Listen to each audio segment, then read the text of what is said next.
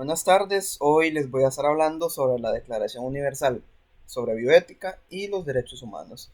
Y esto consta de varios artículos que decretan estos derechos o estas leyes. El artículo número 1, que es el artículo del alcance, dice que la declaración trata de cuestiones éticas relacionadas con la medicina, las ciencias de la vida y las tecnologías conexas aplicadas con los seres humanos, teniendo en cuenta sus dimensiones sociales, jurídicas y ambientales. El artículo número 2 habla sobre sus objetivos. Dice que los objetivos de la presente declaración son: 1. Proporcionar un marco universal de principios y procedimientos que sirvan de guía a los estados en la formulación de legislaciones, políticas u otros instrumentos. En el ámbito de la bioética, punto número 2, dice que para orientar las acciones de los individuos, grupos, comunidades, instituciones y empresas públicas o privadas. Hice como último punto, promover el respeto de la dignidad humana, proteger los derechos humanos, velando por el respeto de la vida de los seres humanos y las libertades fundamentales. Y esto también tiene sus principios, esta declaración, que dice que en el ámbito presente de la declaración, tratándose de decisiones adoptadas o de prácticas ejecutadas por a quienes va dirigida, y sabrán de respetar los siguientes principios, que sería el artículo número 3, que habla de la dignidad humana y derechos humanos. Dice que se habrán de respetar plenamente la dignidad humana, los derechos humanos y las libertades fundamentales, así como los intereses, el bienestar de esta persona, y deberán tener prioridad con respecto al interés inclusivo de la ciencia o sociedad. El artículo número 4 habla de los beneficios y efectos nocivos. Dice que al aplicar y fomentar el conocimiento científico, la práctica médica y las tecnologías conexas, se deberán potenciar al máximo los beneficios directos e indirectos a los pacientes, los participantes en estas actividades y otras personas concernidas. Y se debe de reducir el máximo de posibles efectos nocivos para dichas personas. El artículo número 5 habla de la autonomía y responsabilidad individual. Dice que se habrá de respetar la autonomía de la persona en lo que se refiere a la facultad de adoptar decisiones, asumiendo la responsabilidad de estas y respetando la autonomía de los demás. Para las personas que carecen de la capacidad de ejercer su autonomía, se deberán de tomar medidas especiales para proteger sus derechos e intereses. El artículo número 6 habla sobre el consentimiento. Dice que toda intervención médica, preventiva, diagnóstica o terapéutica solo habrá de llevarse a cabo previamente a un consentimiento por la persona interesada. El artículo número 7 habla de las personas carentes a la capacidad de dar su consentimiento. Dice que a las personas que no puedan dar su consentimiento se les tiene que dar una protección especial y deberá estar asociado en mayor a la medida posible a la adopción de la decisión del consentimiento, así como su revocación. El artículo número 8 habla del respeto a la vulnerabilidad humana y a la integridad personal. Dice que al aplicar y fomentar el conocimiento científico, la práctica médica, las tecnologías conexas, se deberá tener en cuenta la vulnerabilidad humana. Los individuos y grupos especialmente vulnerables deberán ser protegidos y se debería respetar la integridad de las personas de dichos individuos. El artículo número 9 habla de la privacidad y la confidencialidad. Dice que la privacidad de las personas interesadas y la confidencialidad, de la información que atañe deberán de respetarse. El artículo número 10 habla de la igualdad, de la equidad y la justicia. Dice que se deberán respetar a todas las personas de una manera igual. No importa su sexo, su etnia, su color de piel, su orientación sexual, se deberá tratar de una manera igual. El artículo número 11 habla de la discriminación y no estimación. Dice que ningún individuo o grupo deberá ser sometido por ningún motivo a la violación de la dignidad humana, a los derechos y a sus libertades. El artículo número 12 habla del respeto universal, cultural y el pluralismo. Dice que se deberá tener debidamente en cuenta la importancia de la diversidad cultural y el pluralismo. No obstante, estas consideraciones no habrán de invocarse para atentar contra la dignidad humana, los derechos humanos o las libertades. El artículo número 13 habla de la solidaridad y cooperación. Dice que se habrá de fomentar la solidaridad entre los seres humanos y la cooperación internacional en este efecto. El artículo número 14 habla de la responsabilidad social y de la salud. Dice que la promoción de la salud y el desarrollo social de sus pueblos es un cometido esencial de los gobiernos. Y también dice que teniendo en cuenta el goce del grado máximo de salud que se pueda, es uno de los derechos fundamentales de todo humano, sin distinción de raza, religión, ideología, política, condición económica o social. Luego el artículo número 15 habla del aprovechamiento compartido de los beneficios. Dice que los beneficios resultantes de toda investigación científica y sus aplicaciones deben compartirse con la sociedad en conjunto y en el seno de la comunidad internacional en particular, con los países en desarrollo. El artículo número 16 habla de la protección de las generaciones futuras. Dice que se deben tener en cuenta las repercusiones de las ciencias de la vida en las generaciones futuras. El artículo número 17 habla del medio ambiente, la biosfera y la biodiversidad. Dice que se debe tener en cuenta la interconexión entre los seres humanos y las demás formas de vida, la importancia de un acceso apropiado a los recursos biológicos y genéticos y a su utilización, el respeto del saber tradicional y el papel de los seres humanos en la protección del medio ambiente, la biosfera y la biodiversidad. Ahora les voy a hablar sobre la aplicación de estos principios, que acá tenemos el artículo número 18, que dice que hay que adoptar decisiones y tratamiento de las cuestiones bioéticas. Se deberán promover el profesionalismo, la honestidad, la integridad y la transparencia en adopción de decisiones.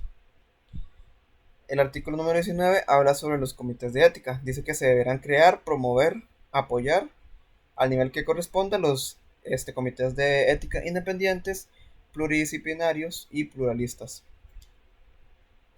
El artículo número 20 habla de la evaluación y gestión de riesgos. Dice que se debe promover una evaluación y una gestión apropiadas de los riesgos relacionados con la medicina, las ciencias de la vida y la tecnología.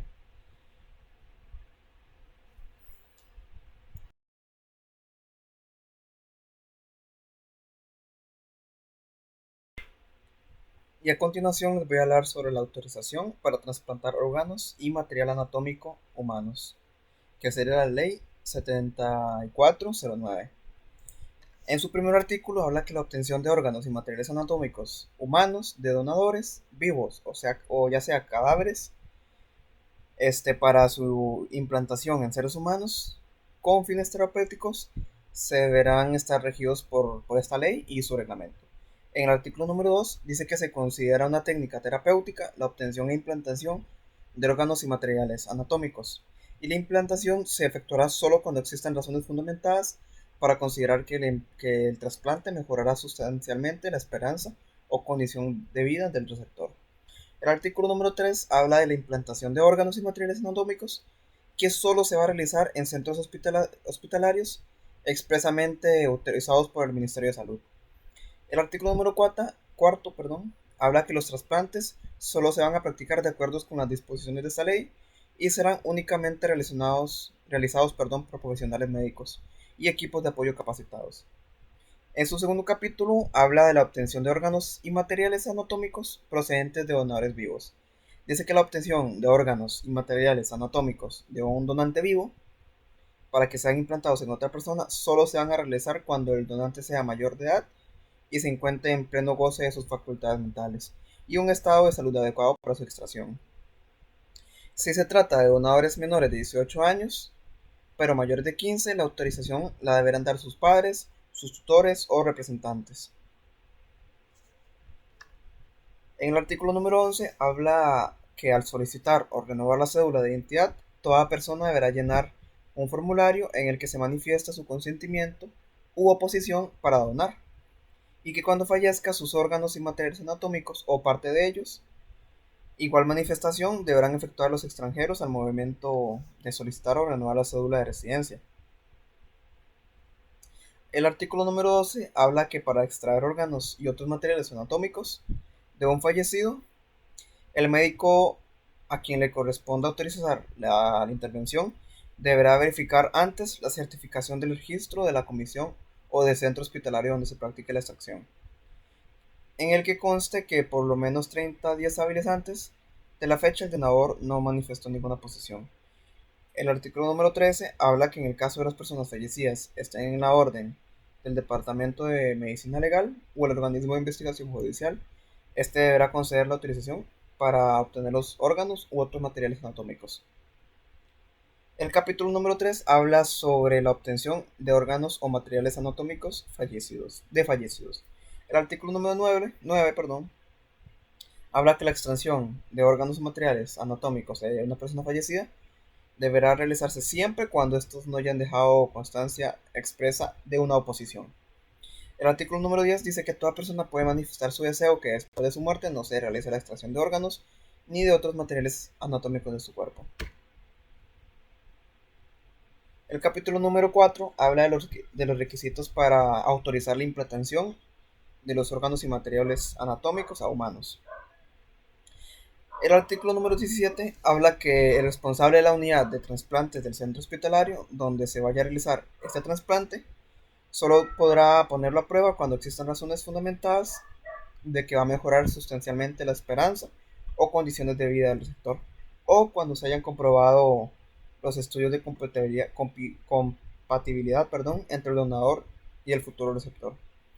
El capítulo número 5 habla de la Comisión Reguladora de Trasplantes y Órganos, así como de materiales anatómicos humanos. El artículo número 18 habla de crearse la Comisión Reguladora de Trasplantes de Órganos y Materiales Anatómicos Humanos adscrita al Ministerio de Salud. El artículo número 19 habla que la comisión estará integrada por 1. El ministro de Salud o su representante. B. El presidente ejecutivo de la Caja Costarricense de Seguro Social. O C. El jefe del Departamento Legal del Ministerio de Salud. Capítulo número 6, que habla del banco de órganos.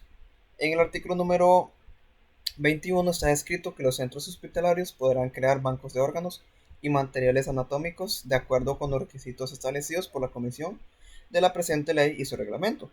El artículo número 22 habla que el banco de órganos y los materiales anatómicos están obligados a llevar un registro autorizado de los órganos que se disponen y rendirle inmediatamente la información cuando la comisión lo solicite. En el artículo número 7 habla de las disposiciones finales, que en el artículo número 26 dice que según la Ley de Trasplantes en Seres Humanos número 5560 del 20 de agosto de 1974 y sus reformas, y la ley que la autoriza a la Caja Costarricense de Seguro Social para donar órganos a cambio de medicinas, que es el número 6412 del 5 de mayo de 1980. El artículo número 17 dice que el Poder Ejecutivo deberá reglamentar esta ley en el IDI no plazo mayor a 90 días a partir de la fecha de vigencia, y que el artículo número 28 estaría hablando que rige 6 meses después de la fecha de publicación. Y luego tenemos el decreto ejecutivo 31078S, que es el reglamento para la investigación en la que participan seres humanos. En el primer artículo dice que la investigación en salud en la cual participan seres humanos se desarrollará conforme a los siguientes principios. 1. El interés del ser humano de prevalecer sobre los intereses de la ciencia. 2. Que deberán adaptarse a los principios científicos y éticos que justifican la investigación en salud. 3. Que podrá efectuarse solamente cuando el conocimiento que se pretende descubrir no pueda obtenerse por otro método idóneo. Número 4. Que cuando ninguna autoridad pública ni privada podrá autorizar alguna investigación sin la aprobación del respectivo comité ético, científico y debidamente acreditado. 5. Que podrá efectuarse solo cuando exista la seguridad de que el sujeto de la investigación no se expone a riesgos ni a daños innecesarios y se cuenta con una póliza de seguro social para que proteja su vida o la salud de éste. 6. Que deberá contarse con el consentimiento por escrito del sujeto en que se va a realizar esta investigación. Y por último, que podrá realizarse únicamente bajo la responsabilidad de los investigadores con acreditada experiencia en instituciones de salud que actúen supervisados por las autoridades sanitarias competentes.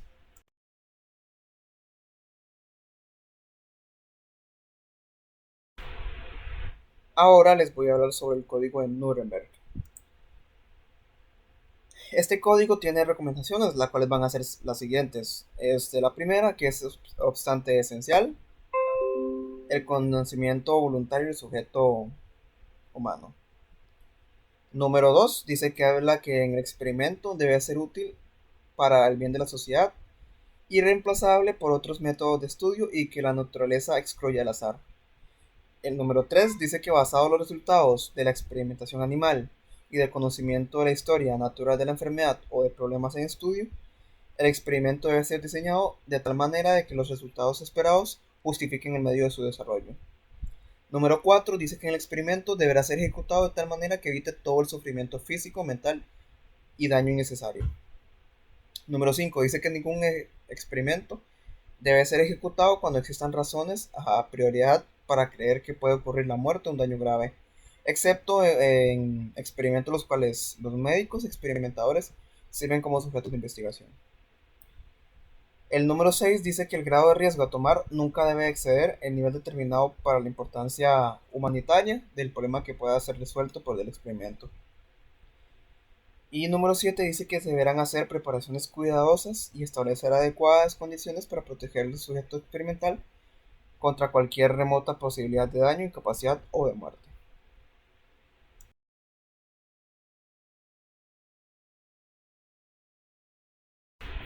Y por último, les voy a hablar sobre la Declaración de Helsinki de la Asociación Médica Mundial. Dice que hay principios básicos para toda investigación médica, los cuales son que en la investigación médica es deber del médico proteger la vida, la salud, la intimidad y la dignidad del ser humano. Que la investigación médica en seres humanos debe conformarse con los principios científicos generalmente aceptados y que debe apoyarse con un profundo conocimiento de la bibliografía científica y otras fuentes de información pertinentes. Dice también que hay que investigar, que al investigar hay que prestar atención adecuada a los factores que pueden perjudicar el medio ambiente y que se debe cuidar también el bienestar de los seres humanos y de los animales. Y existen principios aplicables cuando la investigación médica se combina con la atención médica, que dice que el médico puede combinar la investigación y la atención médica solo en la medida en la que tal de la investigación acredite un justificado valor potencial preventivo, diagnóstico o terapéutico. Dice también que cuando los posibles beneficios, riesgos y costos, y así como su eficacia de todo procedimiento nuevo, tienen que estar evaluados mediante su comparación con mejores métodos preventivos, de diagnósticos y terapéuticos ya existentes. Y esto no excluye que pueda usarse un placebo o ningún tratamiento en estudios para los que no hay procedimientos preventivos, diagnósticos o terapéuticos aprobados. Luego dice que al final de la investigación, todos los pacientes que participan en el estudio deben tener la certeza que contarán con los mejores métodos preventivos, de diagnóstico, terapéuticos, aprobados y existentes, identificados por el estudio. Y también dice que el médico debe informar cabalmente a los pacientes los aspectos de la atención que tienen relación con la investigación. La negativa del paciente a participar en una investigación nunca debe perturbar la relación médico-paciente. También existe la nota de la clarificación del párrafo 29 de la Declaración de Helsinki. Dice que la AMM reafirma que debe tener un muchísimo cuidado al realizar ensayos con placebo y en general esta metodología solo se debe emplear si no se cuenta con una terapia aprobada ya existente. Y también existe la nota de la clarificación del párrafo 30 de la Declaración de Helsinki. Dice que por la presente la AMM reafirma su oposición de que es necesario durante el proceso de planificación del estudio identificar el acceso después del ensayo de los pacientes en el estudio a procedimientos preventivos, diagnósticos y terapéuticos que han resuelto beneficiosos en el estudio o en otra atención apropiada. Muchas gracias.